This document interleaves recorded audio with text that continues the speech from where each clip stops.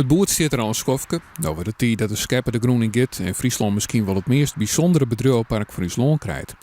Een dikke 100 miljoen euro wordt in het bedrijventerrein investeerd. Het E-Community Park had rond de vast zo'n 20 bedrijven die het vooral dwanden binnen met worstmers. Maar een voertuigdruk gaan alle belutsen partijen van de media een intentieverklaring ondertekenen.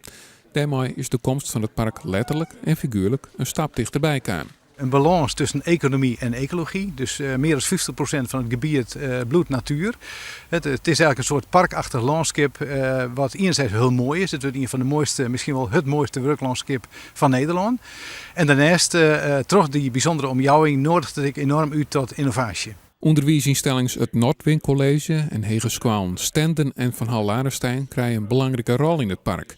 Er komen laboratoria en de griende kunde van de skwalen wordt in de gebouwen en de energiesysteem toepast. Het is de bedoeling dat ook op het hele park er een gesloten watersysteem komt voor drinkwater en voor afvalwater.